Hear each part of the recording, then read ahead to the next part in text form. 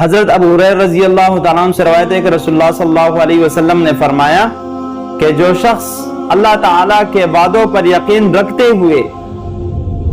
اور اللہ تعالیٰ کے اجر اور انعام کی شوق کی وجہ سے کسی کے نماز جنازہ کے ساتھ جائے اور اس وقت تک اس کے ساتھ رہے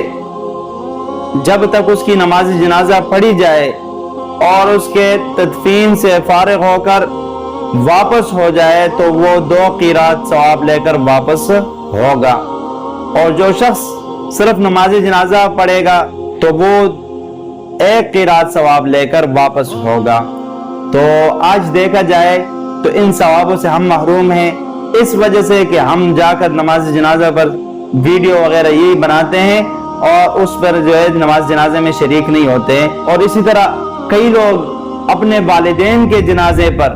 اور اپنے بہن بھائیوں کے نماز جنازے پر بھی شریک نہیں ہوتے، وہ ویڈیو میں لگ جاتے ہیں اور نماز جنازہ چھوڑ دیتے ہیں۔ کوشش کرے کہ ہم یہ ثواب بھی پالے اور اپنے والدین اور اپنے جو رشتہ دار ہے ان کے نماز جنازوں میں شریک ہو جائے۔ آج ہمارے پاس وقت ہے تو ہم نیکیاں کما سکتے ہیں اس قیرات کا، اور ایک ایک نیکی کے لیے قیامت کے دن پھر ہم افسوس کریں گے۔ تو اس افسوس سے پہلے ہمیں کوشش کرنا چاہیے کہ ہم یہ قیرات کے ثواب بھی حصول کر لیں۔